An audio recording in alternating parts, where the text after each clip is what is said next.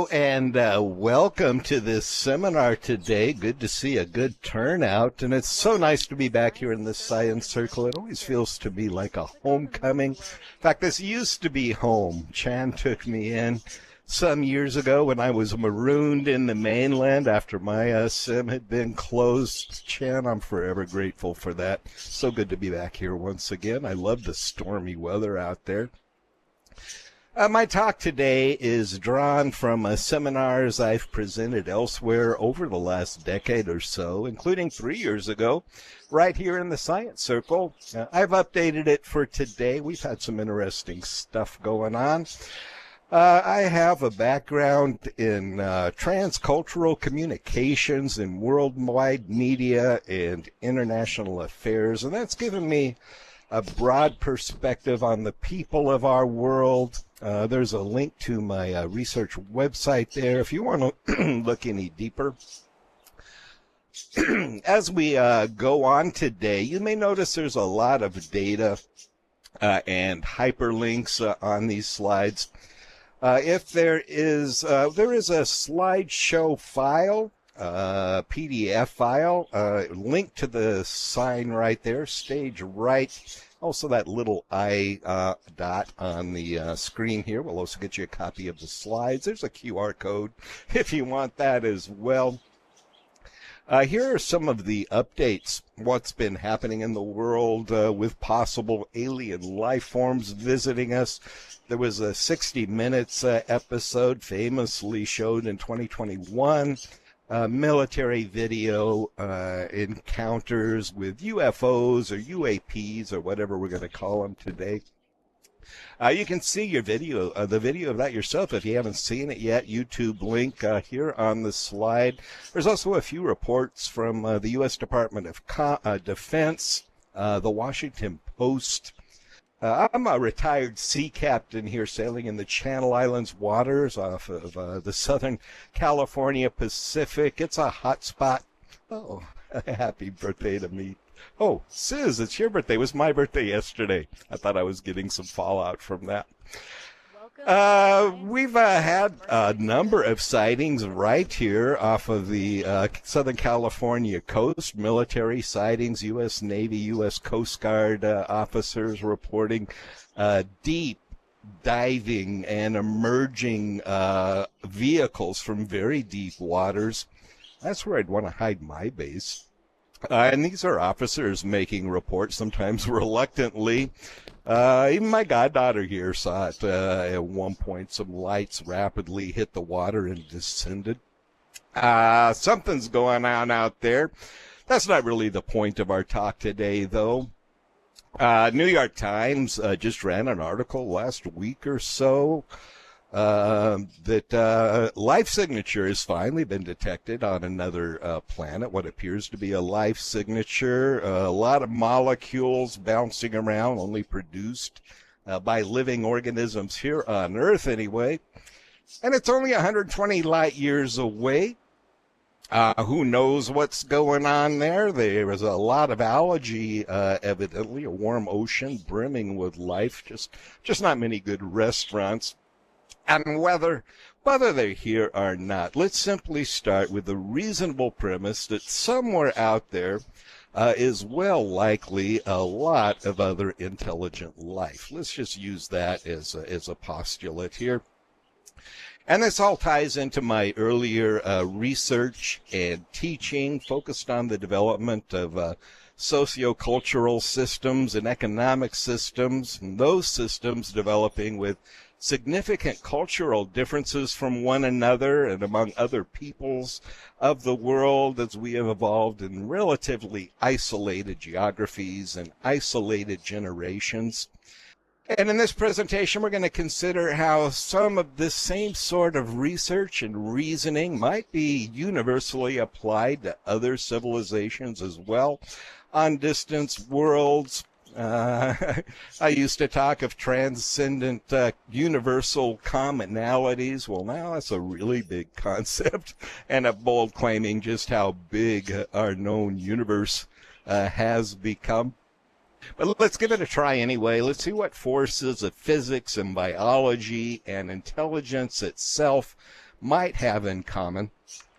I always like to start off with a nice little bit of comfort. Some fear that reaching out to alien civilizations is not a very good idea.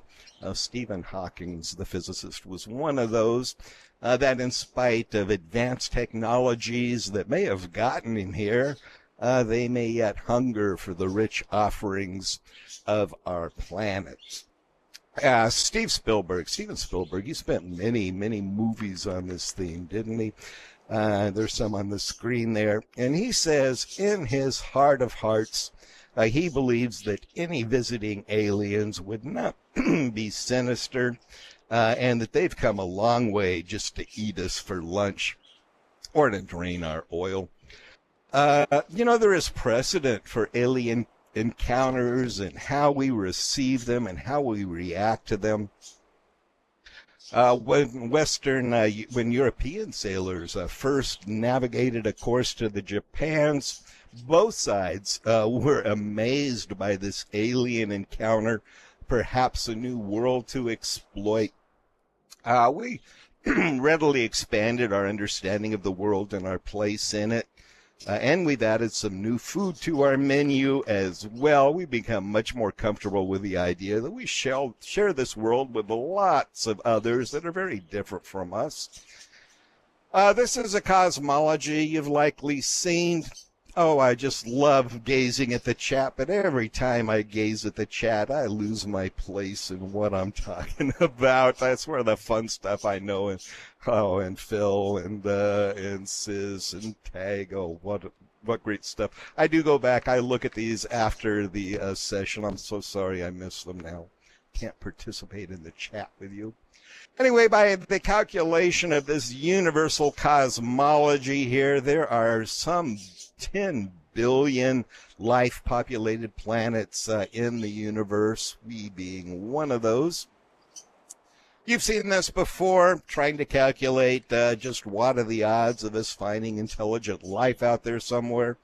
And they are pretty high in this famous Drake equation.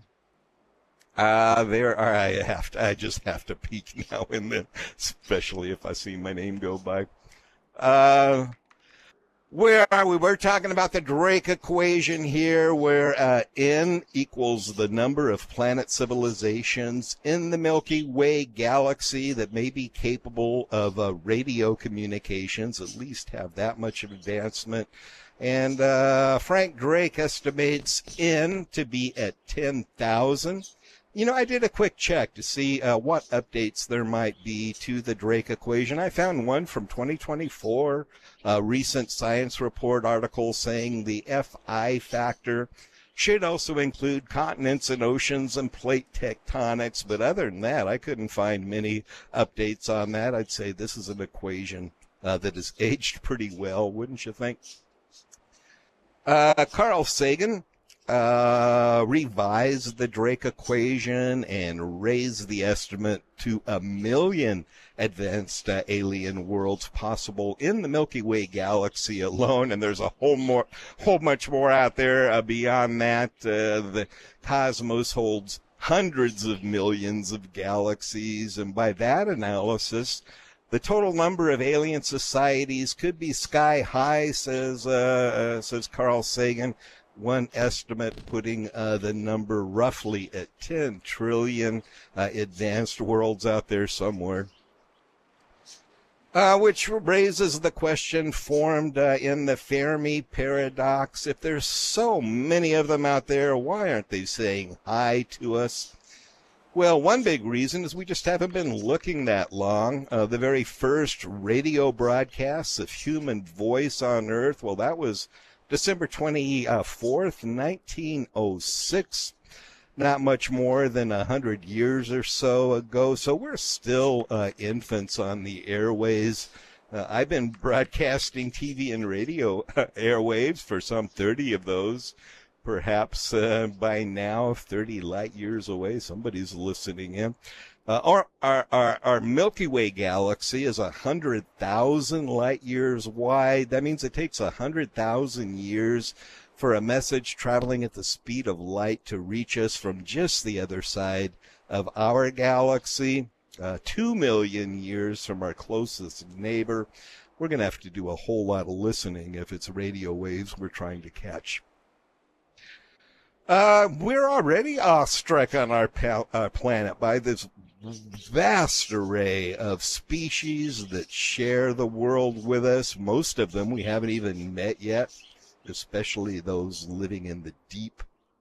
Even the tardigrade, with its tiny brain cluster of neurons, it may share a similar awareness and motives with us: preservation, perpetuation, moments of pleasure. I love tardigrades. Among their talents, look at this. New research shows how they might even pause aging. That's something for us to take a look at. Neil deGrasse Tyson, he pointed out that tardigrades even hug one another. Who's to say how rich their lives might be? Some of us haven't had a hug today. As much as we might like to believe we humans are something so far apart from other species, we're not all that different. Even consider the simple, humble crayfish. Our neurons are identical if you put them side by side. And the crayfish responds much in the same way to life's challenges and tortures. If you give them electric shocks, they retreat to their burrow. We can relate to that. I give them the same anti-anxiety drugs that we humans take, and they come back out of their holes again. We can all relate to that, sympathize, empathize with the crayfish. So let's get to the heart of the topic today. What might any encountered aliens be like? Of course, it's presumptuous to say anything for anywhere near sure, but I don't mind being presumptuous now and then. So let's take a consideration of what we might look for, the characteristics we might share in common. B is a crayfish. Let's see if we can connect somehow intellectually with B and prove to ourselves we're really not all that different from one another, let alone our fellow humans. For example, let's consider what forces or powers push a civilization onward to advanced stages of development, if that's where we want to think that we are today. Here's a very brief and select overview of biological, psychological, and social evolutionary thought of the forces that propel us.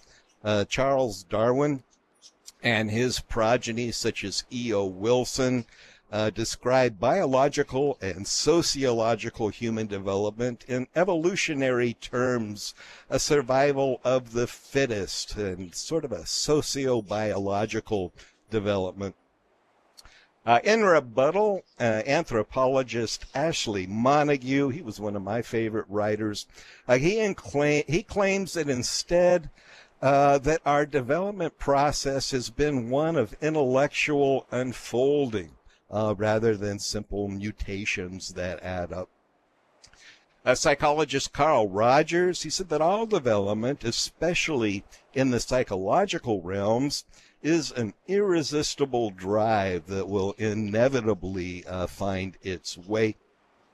And then there's Abraham Maslow. We're all probably familiar with him. He said our development follows a path pursuing self-actualization, ultimately crowned by oceanic experience. Oceanic experience, that's a good thing to say with the ocean rippling right behind me today. Here are some, I just can't help but peeking. Oh, thank you for all the comments here. I love coming to the Science Circle. This is one of the most engaged rooms I think I've ever presented in, virtual or otherwise. And it's great in a virtual environment where you can have this engagement and still not have it disrupt the flow. Thank you all for keeping that going. Here is how some exosociobiologists and sci-fi artists have envisioned aliens. Seth Shostak, he's a senior astronomer at SETI. He talks of a mechanism known to biologists as convergent evolution. Let me quote him directly here. Convergent, in fact, I think I've got his quote on a slide. Do I? Is that Seth there? Well, we're talking about the same thing anyway. He says that convergent evolution argues for at least a little bit of resemblance as nature works its way down a Darwinian path with natural selection of good designs that enhance survivability. He says humans, in many ways, we are reasonably a functional design, but an extra set of arms might be useful, maybe an eye in the back of our head so nobody sneaks up on us, extra fingers for playing the piano better. And Shostak also says any intelligent extraterrestrials may have grown light years beyond the intelligence of man. Says are just sharper ears. Is that a Spock joke, Sis? And that they might not even resemble biological entities anymore. They may not even be biological, but some artificial form of life. Here's a little bit more on this slide here as well on convergent evolution. And it simply means that certain characteristics evolve in common with other species simply because they're a good idea, not because they're related. Look for the example here, the giant armadillo of North America, the giant pangolin of Africa, and the giant anteater of South America, the spiny anteater of Oceania. In no way are related to one another. They're not even close relatives, but they look similar because they have evolved similar adaptations, serving a survival advantage because of this, their long snoots for sucking up ants. So they occupy similar niches in nature, dining on ants, hunting in the high grass, swimming in the dark, although their evolutionary origins are really quite different from one another. Just want to make sure I saw a sound note there. Hope I'm still coming through okay, or somebody would be pointing it out to me. Here's a little bit more on convergent evolution. Look, dolphins and barracudas are very different in the evolutionary path, but look how similar they are in silhouette. Even though they evolved from very different forebears, their adapted hydrodynamic shapes, that's the result of convergent evolution. There's a quote here from the Encyclopedia of Astrobiology, Astronomy, and Space Flight, right there on the slide. It says the frequency with which convergent evolution has occurred on Earth supports the idea that certain basic anatomical structures and physiological mechanisms might be common among life forms throughout the universe. That wouldn't be too surprising, would it? We all come from the same source anyway, didn't we? The Big Bang, all that energy and matter of our universe, bang, spreading out in milliseconds. And this is a fairly recent understanding in the history of humanity that others, more ancient philosophies and thinkers have taken on. Take a look here at from the Bhagavad Gita, one of the most ancient of all religions. The laws of physics, evolution, socialization, all springing from a single speck. Say the Hindus, something he hinted at millennia ago. Other religions and philosophers have taken it on as well. In their earliest creeds here, we have in Genesis that there was an empty void without form. until someone turned on the lights. Or there's the Hindus' day and night of Brahma, and a universe alternating between potentiality and expression. Expression, once again, collapsing back into potentiality. Or the Taoists, who refer to an undifferentiated reality from which the universe evolved. All of this not all that dissimilar from our current understanding of where we all came from. We may need a new definition of universal, those of us that use that word.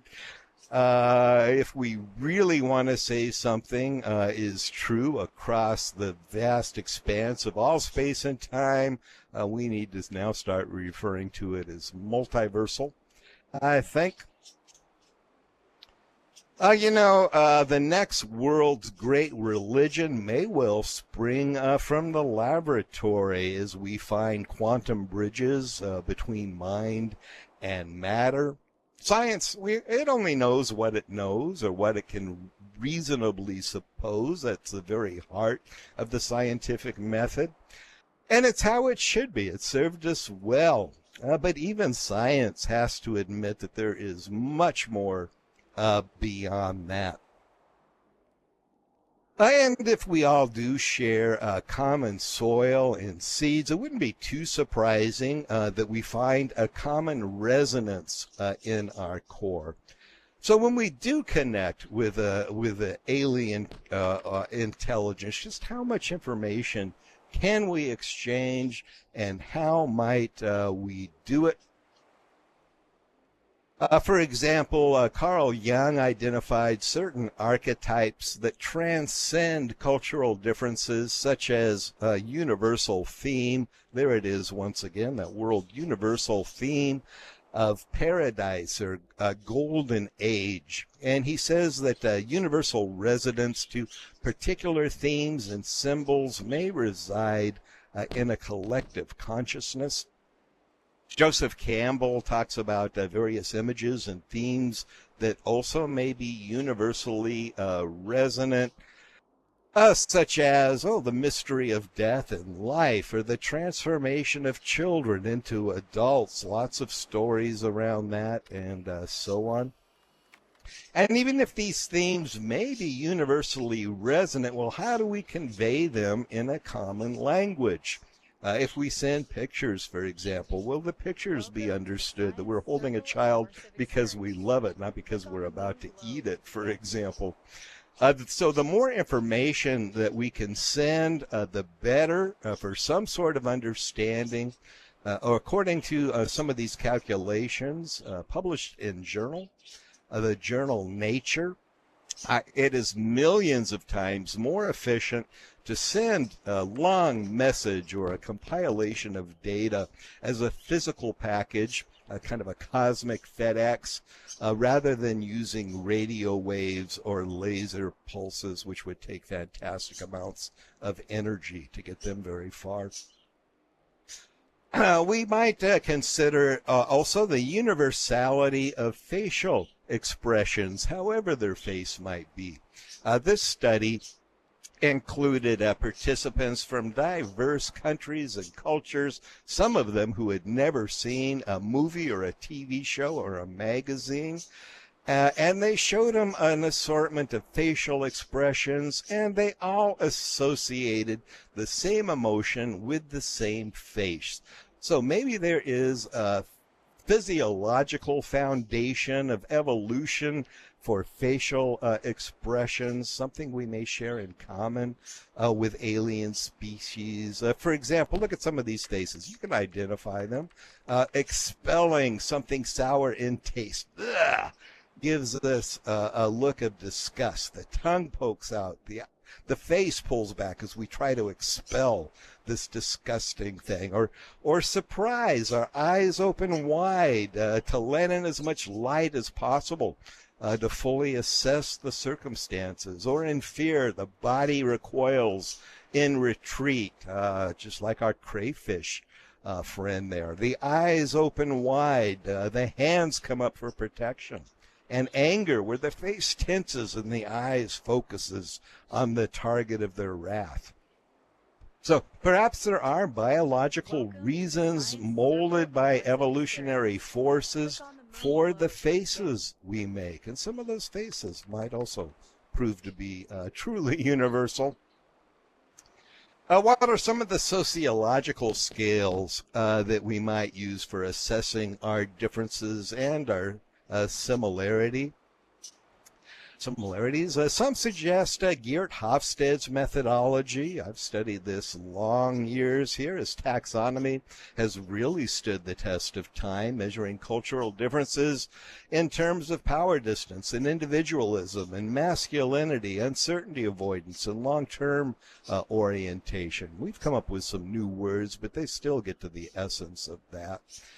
In my year spent in Eastern Europe, some 5 years altogether, it was with a Slavic culture at a near polar opposite of my own as an American. Look at the chart there. Basically, you take everything that's an American, flip it upside down, you get a Russian, and vice versa. And it was this stark, in fact, Russia and China are the most extreme examples of the opposite of American measures, what we treasure in independence and some sort of equality between powers, at least in our Constitution. And all this gave me my first inkling into the vast differences, cultural differences between us as a people. It sparked my studies in it. And it certainly gave me an incentive to seek commonalities as I managed a Russian news team so different in style from our own newsrooms.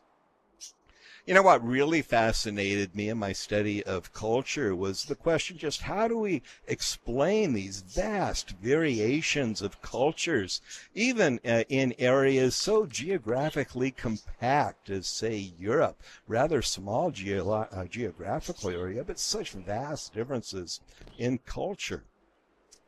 Some suggest, well, these differences may be caused by social structures and historical events. But, you know, nobody knows really for sure. But we do know that these cultural differences run deep and ancient in us. I'm a sea captain. I love this book, The Perfect Storm. I love the movie. And there's this beautifully resonant metaphor described by the author, Sebastian Junger, about the formation of waves.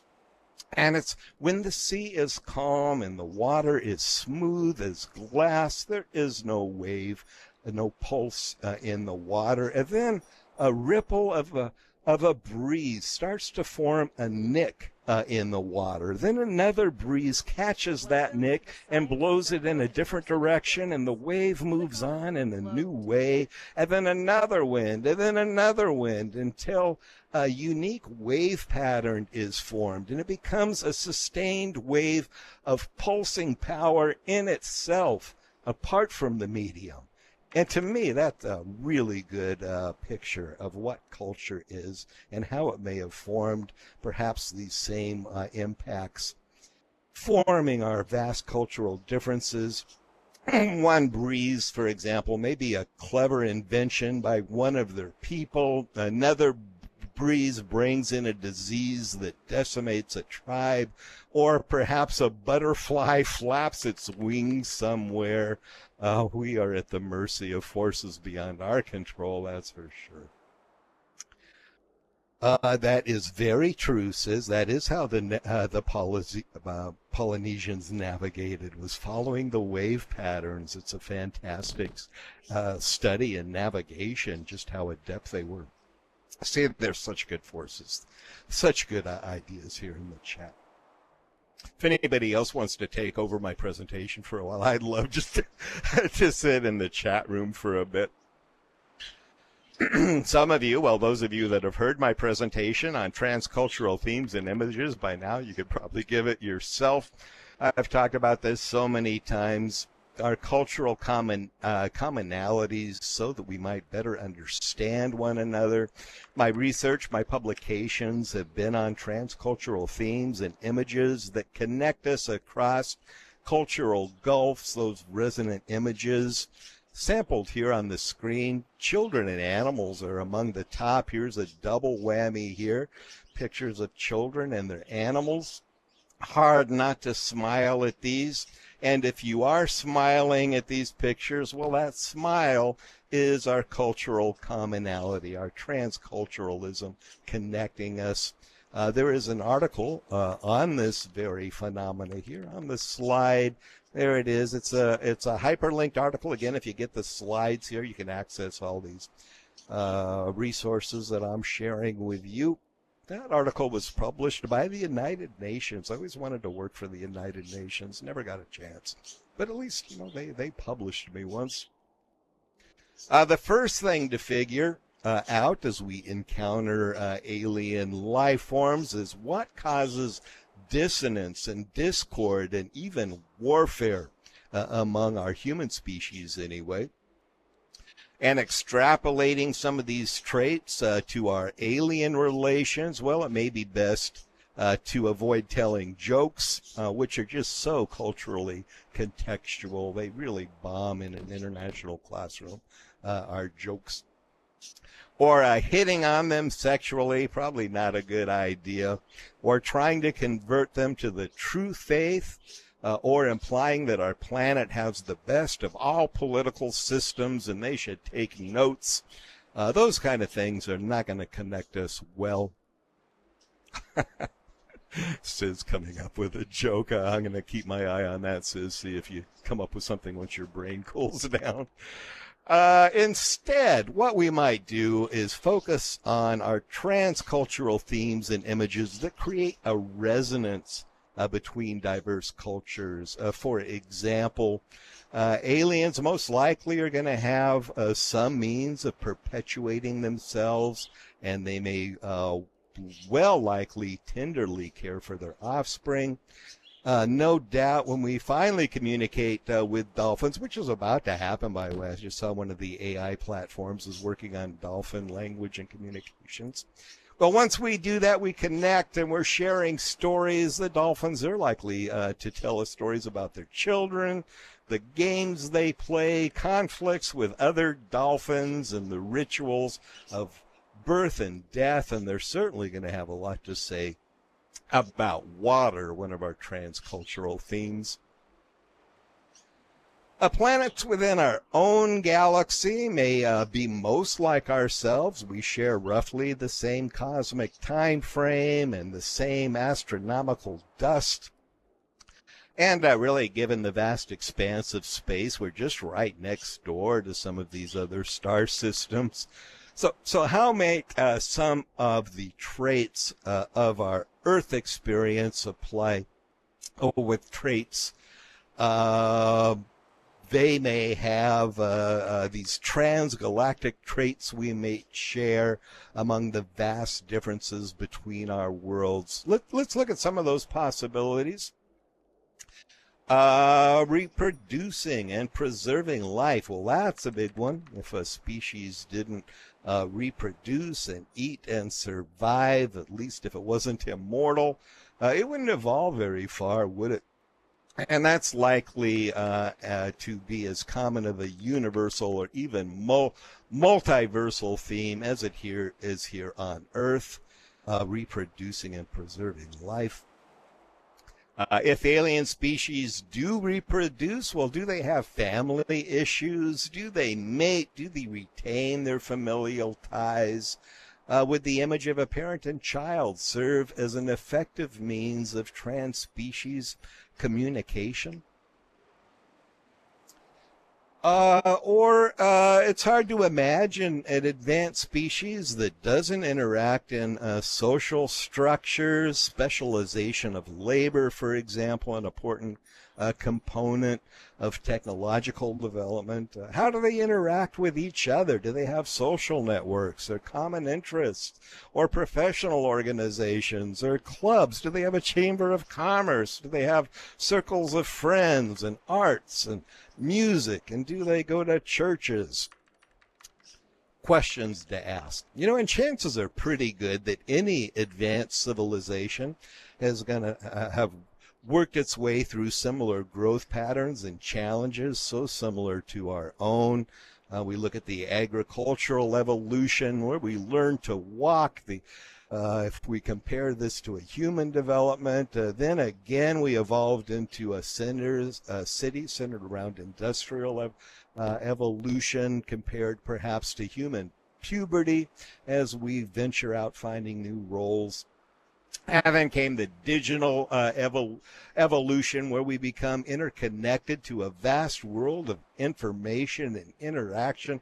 Wasn't this a great time to grow up in those 70s when that first started to happen? So here we are now, brand new in an age of artificial intelligence, leading to a time where we can reflect more on just living a truly rich life, not based on money, but older and wiser, holistic minds embracing rather than exploiting. That's how I find myself becoming as I transition into an oldster. You know, all in all, looking at this, we haven't done all that bad in just 10,000 years, as messy as we are today. Viktor Frankl, one of my favorite authors, wrote that much of human development is based on a search for meaning. That's the title of his book, Man's Search for Meaning, a sense of purposefulness. And the question of us to ask of our alien visitors, do they have a purpose, a meaning, a reason for being, a motivational force, a recognition of something greater than ourselves? Doobie-doobie-doo. That's my Sinatra imitation there. It says, how can a civilization survive if it's not somehow coordinated with the environment? Environmental awareness being a transgalactic theme, perhaps. The production of food, the protection of non-renewable resources, viability of ecosystems such as water and air, or other biologically life-sustaining systems. If the aliens are planning a pit stop here just to refresh, they're going to be getting some rather polluted air and water, microplastics. They might want to consider a little bit farther down the galactic roadway here. How about environmental systems and governance being another key one here? Protecting the common good, that should be the role of government. Human pollution may be our greatest offensive weapon. Didn't that actually happen in the War of Worlds? Yeah, I think it was just rain that finally did them in, our acid rain, perhaps. So how are our environmental systems going to be protected? What economic systems might be governed and coordinated? What ensures best defense systems? All work of good governance. And if they do have a specialization of abilities, how are those abilities exchanged? Is there a socialist organization? Is there a free market system? Or has technology advanced to the point where all needs are met? What's going to be done with our free time in that case? What motivates their participation in a social structure? Well, science fiction has given us many models of such societal leaps, quantum jumps from hard times to better days. Here's Star Trek books here, The Economics of Star Trek, Trekonomics. It shows a future where humanity has moved beyond the limitations of a market economy into a post-scarcity world where we have plenty of everything. Replicator technology and abundance has replaced the competition for basic resources such as food and shelter. Here is a long quote from the Orville on this slide. If you haven't seen that, it's a wonderful show streaming on Hulu. Kelly Grayson, a character in the show, explains their advanced ways of living to a young girl who was taken from a troubled planet very much like Earth. And Kelly here says removing money as the human motivator is the part that newcomers always have the hardest time adapting to, letting go of that whole money thing. Instead of money, well, the currency of that time is reputation. Where everything is known about everybody, easily accessible. So if you do something, anything that benefits our society and you work hard at it, well, you're rich. And the only life considered poor is one that's wasted on apathy. Tag, good question on that. So how do we satisfy human greed, our basic ambitions and aspirations? Well, those aren't replaced in this particular model. They're simply exchanged. Our greed, our competition, our ambition is now for reputation and recognition rather than simply doing it for the sake of money. We don't become different or better necessarily. We just find better ways of interacting so our worst tendencies are mitigated. Chances are pretty good that any society more advanced than ours has some well-developed data portals. How do they connect with all that? Here's some of my favorite over the years of the AI devices. Dr. No's holographic interface, played so well by Robin Williams. There's the headset in Fantastic Planet. There's a classic piece of animation if you haven't seen that yet. The original is in French. And of course, there is the Hitchhiker's Guide to the Galaxy. Anybody who's ever picked that up loves it. And there's a picture. I asked my AI portal, Gemini 2.5, to draw a picture of itself, draw an image of how it sees itself. This is what it gave. I think that's a very interesting self-image right there. I think one of the coolest things we might do down the road is a data swap, sharing our repositories of all our gathered knowledge with one another. Of course, that stimulates the fear here. Well, what if they are a warlike, aggressive species? It's not safe to, it is safe to assume that even if they are, and we try to fight back, defend ourselves against them, we're going to have a pretty hard time of it with their technology. Who knows what they're going to be able to do? One group of scientists, though, I was reading, they predicted their weapons load, the aliens, would likely be light if they come to us because of weight restrictions in space travel. They may feel weapons are just simply not a necessity. Some theorists say the theme of altruism is a logical starting point for finding common ground among them. There's Dr. Douglas Vakoch, sorry if I butchered your name there, Douglas. He is a respected psychologist at SETI, and he says a notion of reciprocal altruism in which you pick bugs out of my hair and I give you a banana later, that such beings are invested in taking care of one another. And these beings visiting us, they've invested some considerable resources sending their message out to us, perhaps in the hope of getting a message back someday themselves, that reciprocity there. And this sense of sharing is something we might share. So that's it. There is my own feeble attempt at paving the way to universal or perhaps multiversal commonalities intelligent species might share with us as a starting point for communication. Some say, of course, that we have already encountered aliens or that they have encountered us anyway, and it's been kept a secret. Perhaps we do need to consider that groups of people can be dumb, panicky, dangerous animals, such as Kay says here. Sometimes it's hard with that, especially in the middle of our panic here.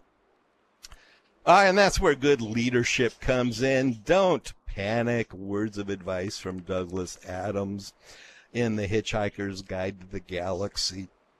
And we, as educators, as scientists, simply as well-intentioned, informed people, citizens of the world, we can help prepare the way, perhaps influencing other mindsets by ensuring that our own minds are set right. And others are also, they're very receptive to our sympathetic influence. Other humans, perhaps other aliens as well, just feeling our vibe.